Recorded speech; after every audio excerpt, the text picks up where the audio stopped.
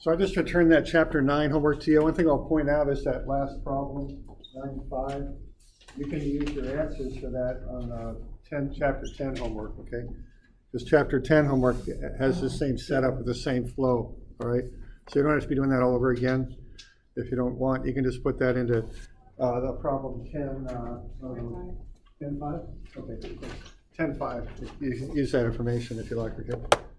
So that's right there.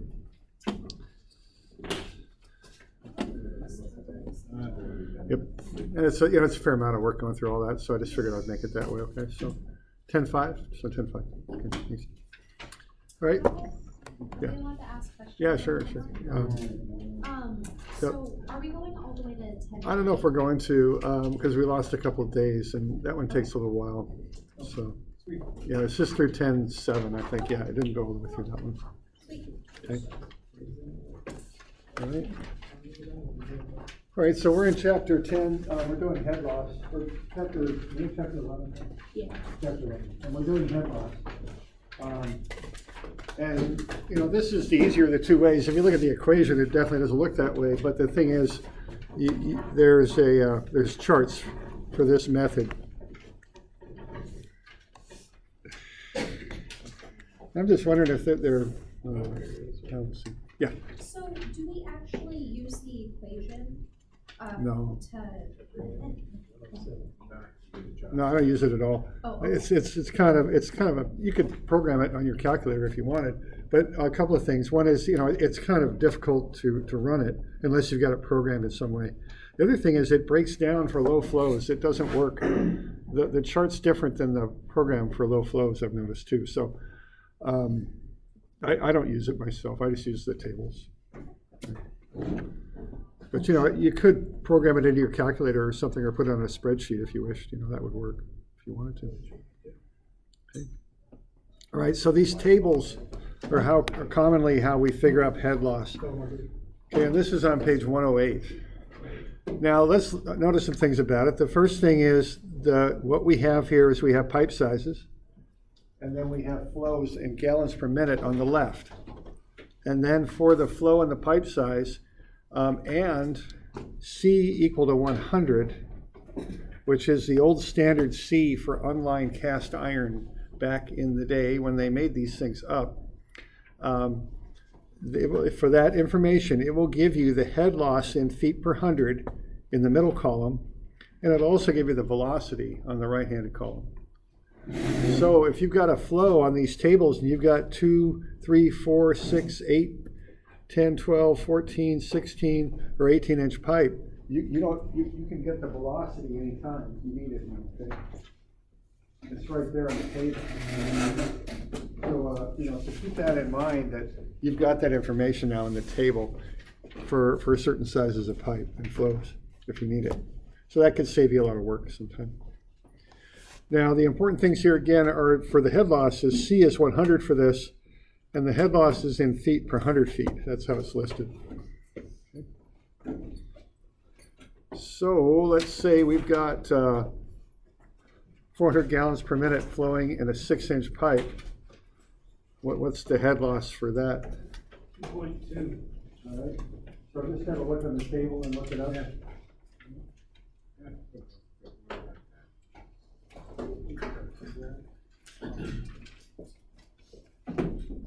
All right. So y'all finding that okay on the table? 4-inch. What do we got here? 400 gallons per minute, 6-inch pipe. Just find this 6-inch pipe, go to 400 gallons per minute. There it is, so 2.2. Now what that is for every 100 feet of pipe, you're going to have 2.2 feet of head loss. So you could express it kind of like a ratio there, if you like, okay? So this is normally the first step you use if you want to calculate a head loss for a run of pipe, is you get the head loss per 100. Okay, now that's for 100 feet. Now if you got 300 feet of pipe, you would take that number, and you can do it two different ways. You want to watch all the units and do all that, I would do it this way. Okay, so then you're going to get 300 to 100. That's 3 times 2.2. That'd be 6.60 feet.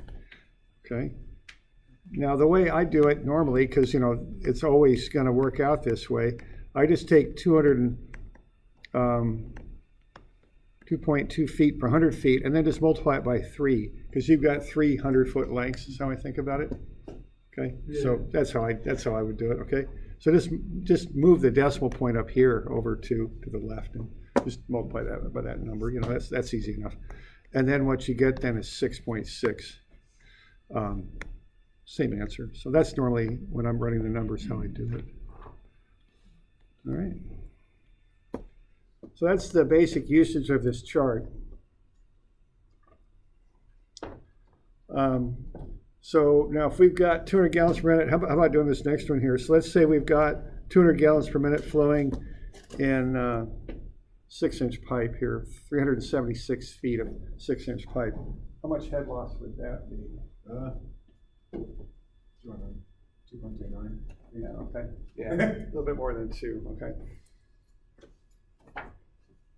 But why don't you run the numbers on that? Just, you know, look at looking this stuff out.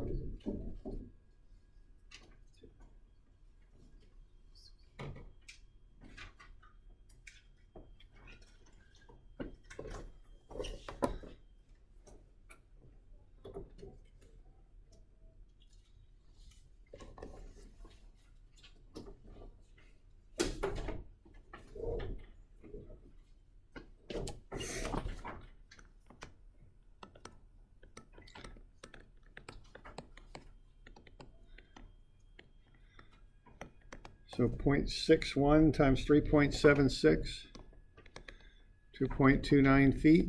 Is that about it? Okay. So that's all there is to it. Just shift the decimal point on the length over 2. That's all you got to do. All right. So we good with that? All right. And how about one more there? So 1,200 gallons per minute in 8-inch pipe. So that's a pretty high flow, so you're going to need a pretty big pipe, and 72 feet. How much head loss for that?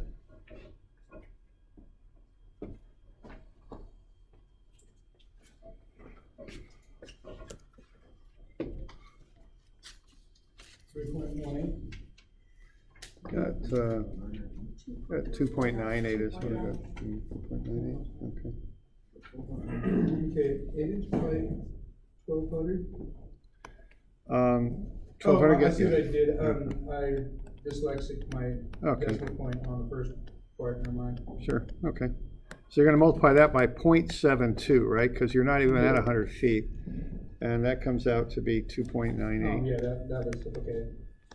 Okay. All right.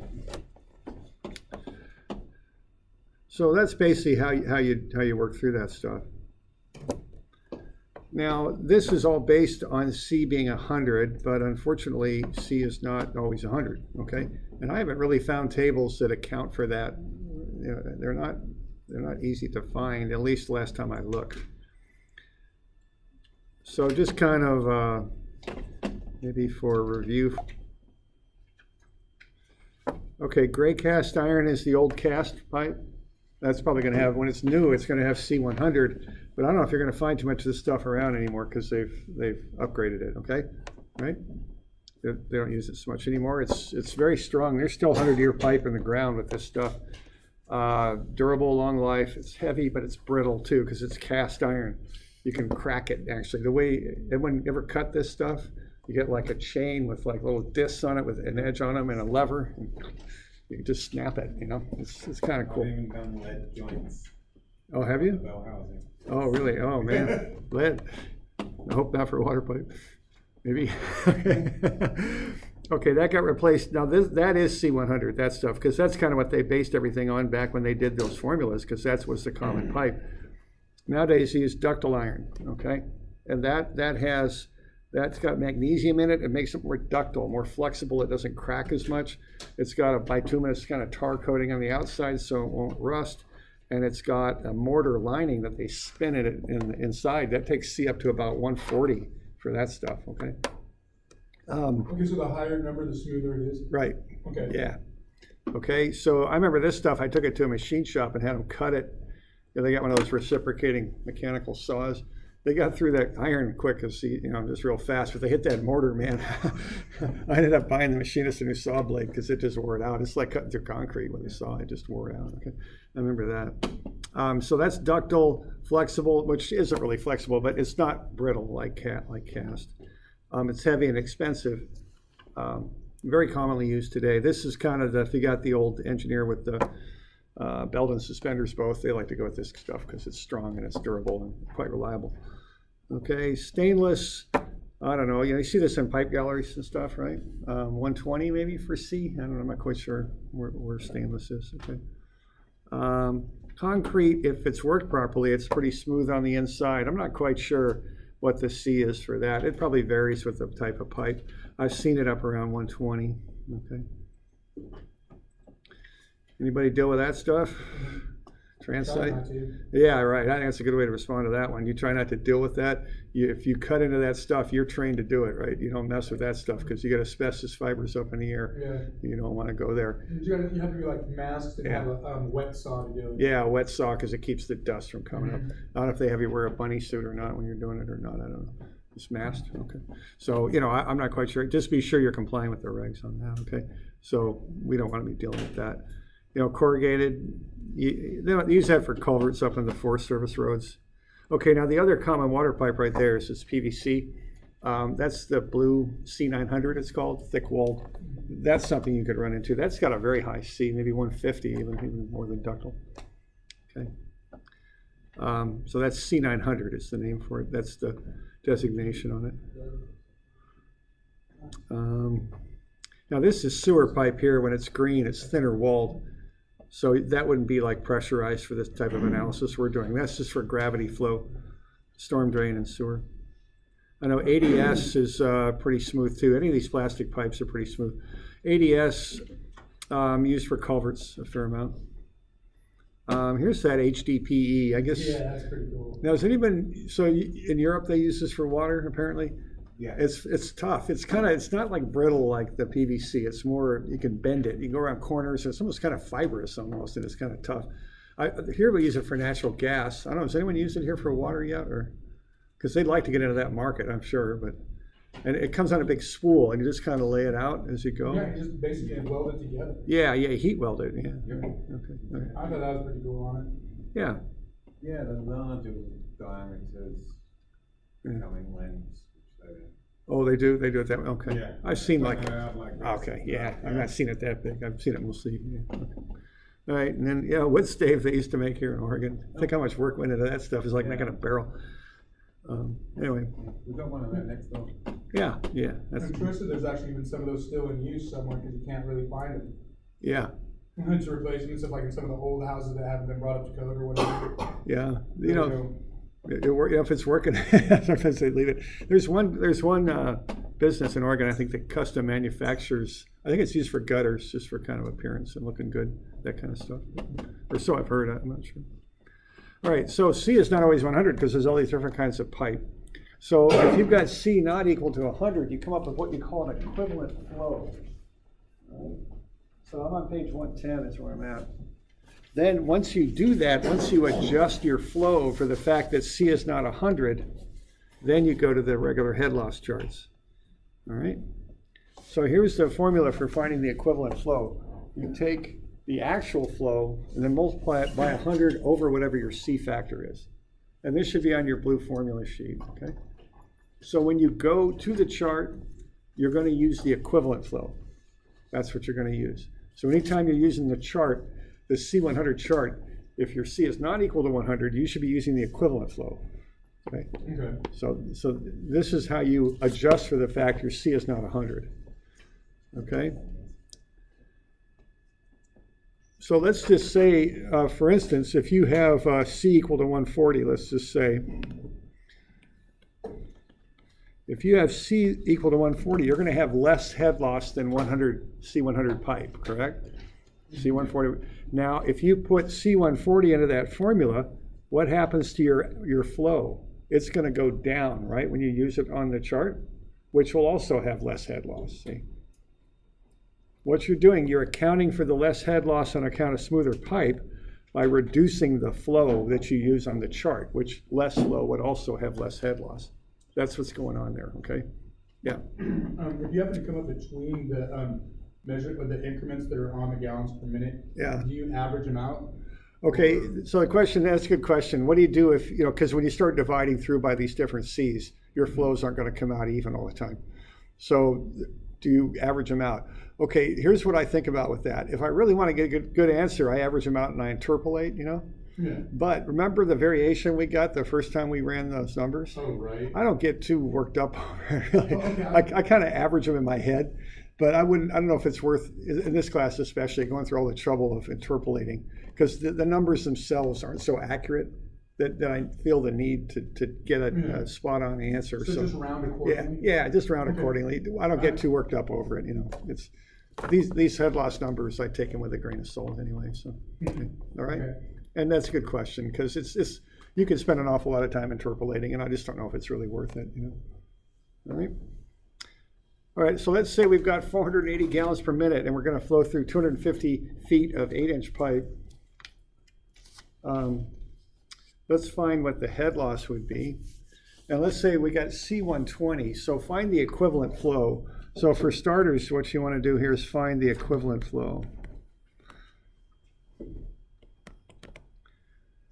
And that's equal to the actual flow, what it really is, times 100 over C.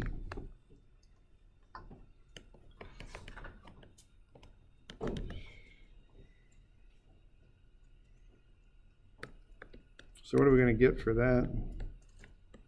400. Yeah, 400, yeah. All right. So we're going to take 180, we're going to multiply it by 100, then we divide that by 120. So really what we're doing, we're dividing by 1.2 is really what we're doing, right? Oh, okay. Remember this stuff from last year? Okay, I was starting to divide it by, I was doing something wrong, I got it. Okay. So you're going to take that number there to the charts. That's what you're going to do, 400 gallons per minute. And now you're going to have 400 gallons per minute, and you're going to have 8-inch pipe and C100 now. And then you find the head loss for that. This is how this works.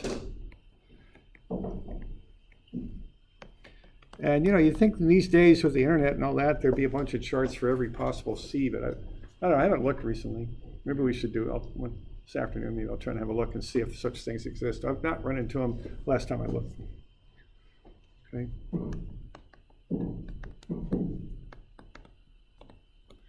Okay, 8-inch pipe. So I got 0.54 feet per 100? Mm-hmm. Okay. So that's 0.54 feet. And then we've got 2.5 100-foot lengths. So multiply that by 2.5. And we'll get 1.35 feet. Because it's 250 feet long. Yeah, I had that up above. All right. So what you have then is you're going to have 1.35 feet of head loss for 400 gallons per minute flowing through an 8-inch pipe. With C100, it's also the head loss for 480 gallons per minute flowing through a C120 pipe. Okay. That's the idea. So we find we'll do another one. Okay. Oops.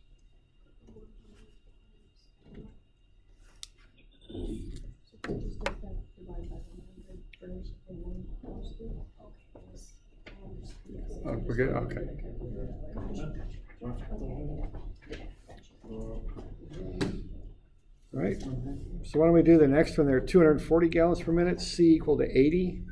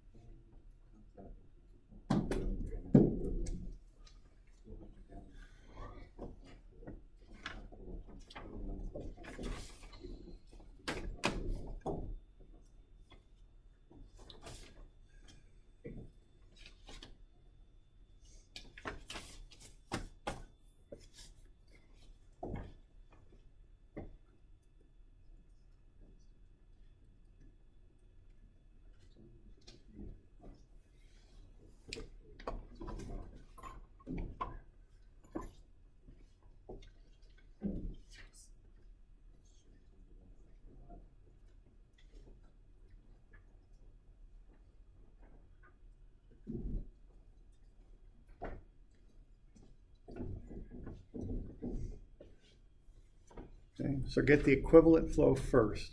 That's the first thing to do. And then find the head loss for the equivalent flow with C100. So this is C80, which is rougher pipe. So the flow should go up, right?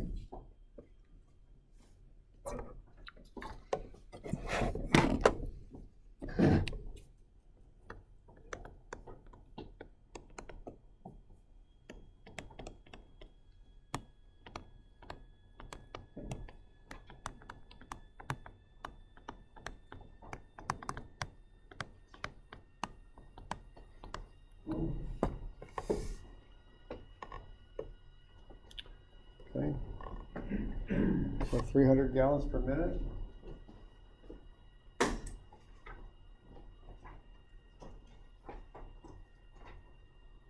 And 1.29, is that right? Mhm. 1.29. That's feet per 100. 512 feet, so 5.12. Multiply it through and you'll get the head loss. 6.6. 600. Right.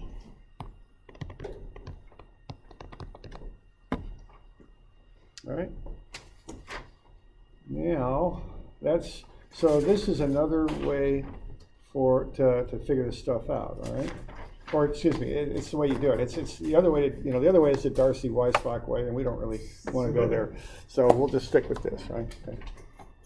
Now, the other thing I'll mention is you can do the types of problems that we were working on, in chapter 10, where before I said the head loss is this, now we can calculate the head loss, okay? And we can actually do a little bit more with this stuff now. So let's look at a couple examples on page 114, I think.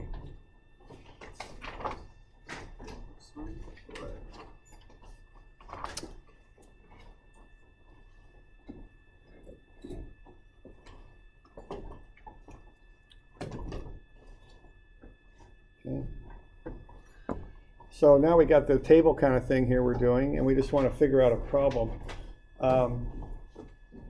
Let's see here. So what we've got there is we've got, on the left, we've got an open reservoir up at 320 feet. We're going to ignore velocity head on this one, which is a very common thing to ignore. Okay. And so we got 320 feet of elevation, right? We got any pressure head up there on that open reservoir? No, we got nothing. So we got 320 feet worth of energy to work with. Okay. Now I want to know what the pressure is going to be in that hydrant, and I know what the flow needs to be. Let's see. What is the flow on that? 920. 920, okay. No, 700. Oh, 700, yeah, 700 gallons per minute, thank you. 700 gallons per minute. So let's find the head loss, 700 gallons per minute, 8-inch pipe, C100, Crap. 920 feet. C100. Yeah.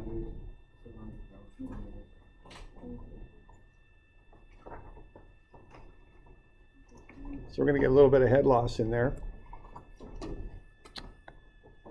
1.53. Right, I think so. Off the charts, we all get in 1 point, but now we got 920 feet, so we got to factor that up, right?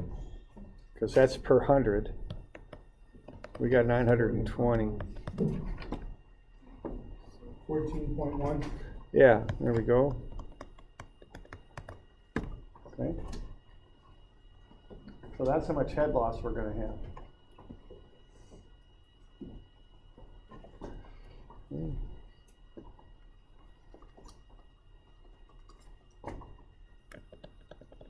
So that's subtracted. So is that 305.9 left over, I think? Okay. 305.9 left over. All right, now the hydrant is down at 240, right? So we've got 305.9 total. And we got to maintain an elevation of 240, so what? Yeah, and the unit on that is feet. And generally speaking, we use PSI, right? So we want to get that converted.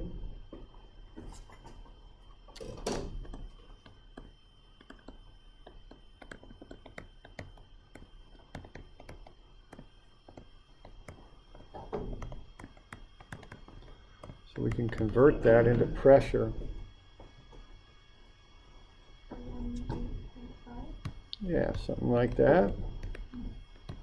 So that's the pressure you would expect to get at that hydrant. Is that all right? Is that acceptable? Yeah. Okay, what's the line for acceptable versus not generally? What's the number for that? You'll know? Was it a max of 50 PSI? Maybe max, but what's the min? Because that's the important number. Isn't it 10? 20 PSI. Okay. Okay. Now you know that there's a insurance organization, National Insurance Organization. You'll know about that, and they look at this. See, they rate different neighborhoods and what kind of fire protection they need. Then you got to run tests on your system and see if you can deliver the flow to the hydrant and maintain 20 PSI. Yeah. So they've got ways. I don't know if you've gone into this, but you ever seen them testing the hydrants like in the spring and fall? Done it this summer. Okay. And some of the hydrants also color coded now. So you can Yeah. the bonnet or the cap. Yeah, I've seen that. Which Blue is a high A plus. which Okay. is, from all three outlets, it's over 1,500 gallons per minute. okay, all right. And then green. Yeah, all right. Where's that at? But I was doing this in Halsey. Halsey, okay. Yeah, and, okay, so what you do then, and usually when you start flushing your lines, right, you start at the high pressure sources, you work your way out, you flush through the hydrant, and while you're doing that, you put actually a little pitot gauge in the flow, which you can kind of convert into velocity head, find the velocity of the flow coming out, you know, the diameter of the nozzle, you can determine what the flow is coming out of that hydrant. You also measure the pressure nearby, and from that you kind of calibrate and say, if we draw it down to 20 PSI, here's the flow we could get out. That's the number you use. I'll take a calculation of what the drop is on the next one down the line. Yeah. Okay, now I don't know if the fire department monitors pressure when they start fighting. They should, I mean, because, you know, they obviously got a pretty big priority. They got to put a fire out. But they're not supposed to. Why don't you want to drop the pressure below 20 in your line? What bad things start happening? You're leaving a little cushion there. Yeah. But you could start calculating. yeah, if you can start, you can also start pulling a vacuum in your line if you drop the pressure too low, and then you start pulling things into your line, and that's bad. Okay, all right, like very bad on the scale of bad. And getting contamination into clean water. Yeah, because you know unfortunately we use our systems both to fight fires but also to drink the water. So, you know, so that's what that's all about. The magic number is 20 psi. Okay. Okay. And if you know, so what we've just determined is we can get 700 gallons per minute out of that hydrant. We could probably get more, you know, if we needed to. I don't know how much we could get till we get it down to 20, but we could even look at that if we wanted to. Okay. All right. So that's kind of the deal. And see, your fire insurance rates you pay in a city are determined by these numbers. The better these numbers, the less fire insurance you got to pay because you got a better firefighting system. Okay. So that's kind of how that works. They rank the cities, I think, from 1 to 10, I think is how that works. So this definitely impacts the economic development of your town. Yeah. Just you want low fire insurance rates. Were like A or A plus. Yeah, I don't know the actual rankings, but that's how that all fits together. Yeah. Yeah, we had a fire department on the public works department to get this done. Yeah. As insurance is going to the fire department. Yeah, you got to work together on that stuff. Yeah. All right, let's look now. Let's say we consider velocity head. Okay. Let's just do this once.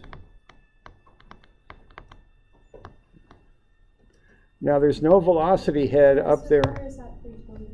What? The elevation of the reservoir? Yeah, thank you. My bad. I got that. Thanks. 240 over here, right? Okay, now there's still no velocity on top of a reservoir. That's like a swimming pool. There's not much velocity up there, right? So you're going to have 320 feet to begin with, okay? Now, you've still got the same flow, 700 gallons per minute, same pipe, so same head loss as before, negative 14.1. So you're still going to end up with the 305.9. We good with that? All right, now what we got to do next here is look at velocity head. Now, if I said that to you a couple of weeks ago, you went, oh man, I got to find the flow rate. I got to convert that into cubic feet per second. Then I got to find the area of the pipe in square feet and divide that out. And that would have been a lot of time. But what are we going to do to get velocity now? Look at the chart. You just look at the chart. Yeah. Okay. So that if you got standard pipes and standard flows, that whole Q equals VA thing is often a lot simpler. Okay. So you just look on page 108. 4.47. 4.47. Now that's the velocity, okay? Now we got to get velocity head, which is v squared over 64.4. So we got to take 4.47 feet and square it and divide by 64.4. Okay? And how much is that going to get us? 0.3. Yeah, this is why nobody bothers with it. It's just not that big of a deal. Yeah, okay, yeah. That's just feet. The velocity is feet per second. I screwed up here. That's feet per second there. Here we go. I'm screwing up. Sorry. There we go. Okay. So yeah, it's very small, and it's not going to affect anything to really speak of. Okay, so now we're going to have 305.9 minus 0.3 and minus 240. So instead of getting what we had before, which was 65.9, now we're going to get 65.6, okay?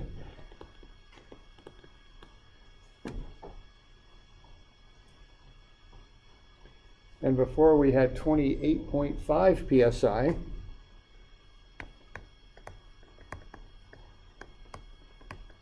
Now we're going to get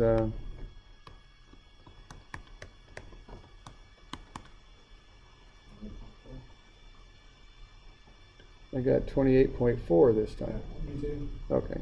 So we dropped 1/10 of a psi, which I don't even think you're going to pick up on a gauge, really. I mean, you know, it's very, very minor. So that's why velocity head is often ignored. Okay.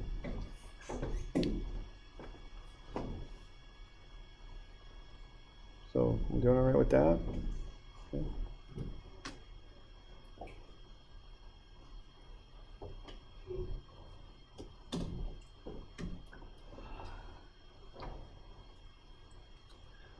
All right, let's skip ahead to where it's once again says C100, and it says 20 psi required.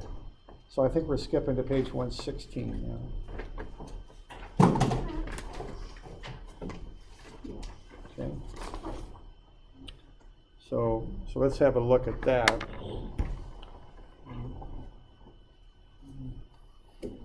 Now this is a little bit different, but we can still figure this out, okay? Now we got 20 psi required at the hydrant. So what we figured out at the top there is if we had 700 gallons per minute, we would have a pressure of 28.5 psi. Okay? But now let's pull it all the way down to the allowable level, which is 20 psi. Let's drop it below that pressure. And let's see, get more flow out of it. Okay, let's see. So this is a little bit different question than we've been asking so far. Now we're not saying the flow is such and such. What pressure am I going to get? Now I'm saying the pressure needs to be 20. How much flow can I get? I'm kind of turning the question around a little bit. Okay. We're going to ignore velocity head again. So we got 320, right? You okay with that? Now what do you got on the other side? You got 240, right? Yeah. And what's the pressure head going to be on the other side? 42.4. 46.2. There we go, yeah, because we got 20 PSI, and we know we got 2.31 feet per PSI. Does it matter which one you use? If you, no, as long as you can divide by 0.433 or multiply by 2.31, they come out the same. So yeah, it doesn't matter. So we're at 46.2, right? Okay, great. Okay, so now how much energy do we need to have at the hydrant?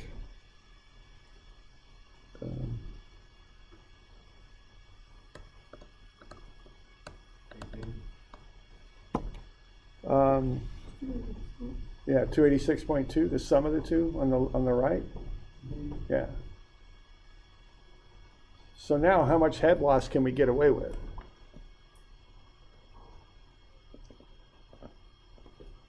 If we start with 320 and we got to end up with 286.2, yeah, 33.8. So we can have 33.8 feet of head loss and still maintain the required 20 PSI. Okay. Right. It's a little bit, yeah, this one's a little bit more convoluted.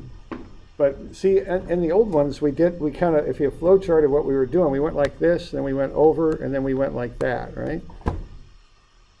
Now we're doing it differently. Now we're starting at both sides and kind of working our way into the middle. That's what we're doing now, okay? It's a little different. We're using the chart, but we're using it differently, okay?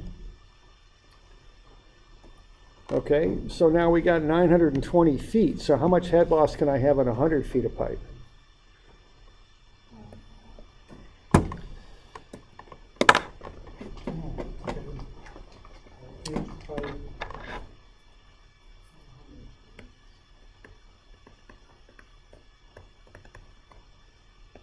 So divide by what?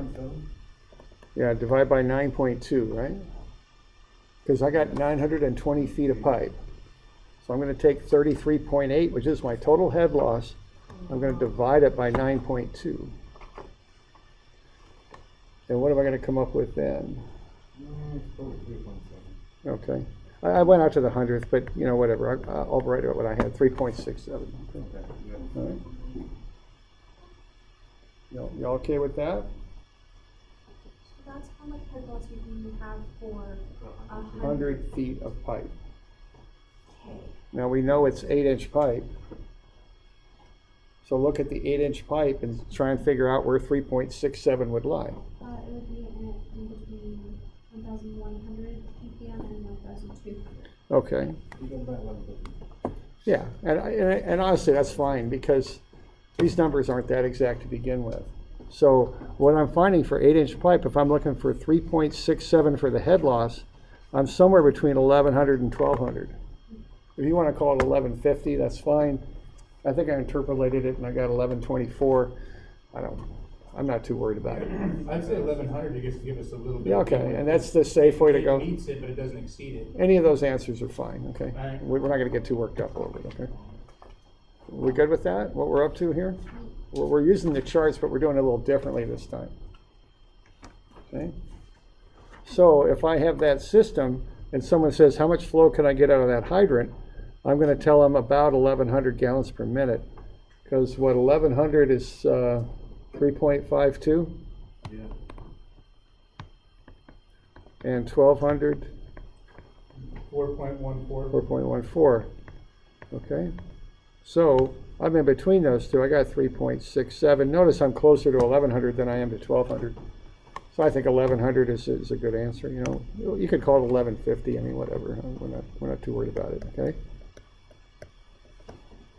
So that's another way to use these charts. You can predict now what you can get out of that system. We okay? Yep.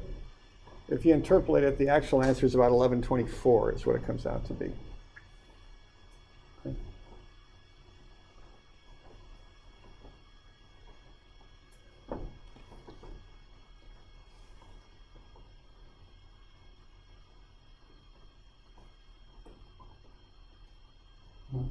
Okay.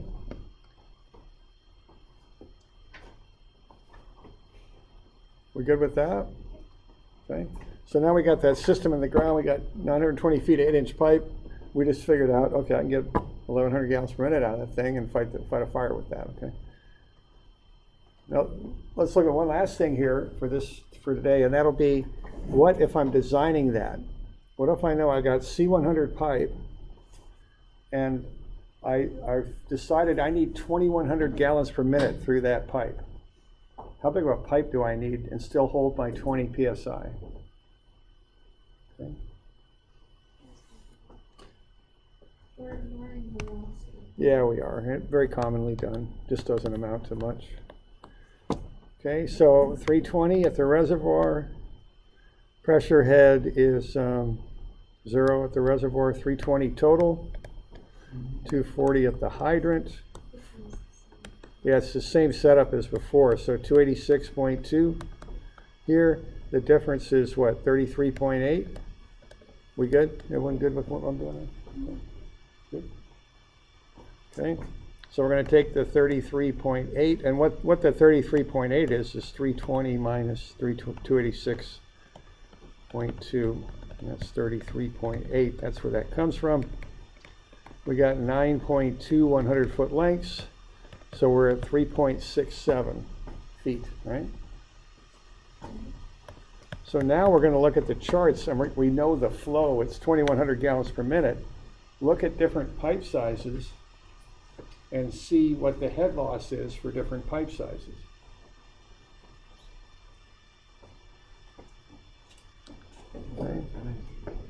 Okay. So, you know, we got 8, 10, 12, somewhere in there, right? So 8-inch was what? We don't have it. 8 inches, 11.65 Okay. for 21. Okay, for 2,100 gallons per minute, Yeah, and then, 10 is 3.93, okay, and 12 is 1.62. all right. So that's, okay. Now, So, we good? Okay, so what size pipe we gonna use? the one that we can get away with is 8. The 8's too high, see, too much head loss there. Head loss. 10's just a little higher head loss when we're. Yeah. Now, the question on 10 is, if there's a fire there, do you want your name on the front page of the paper? Because that's what an engineer always says.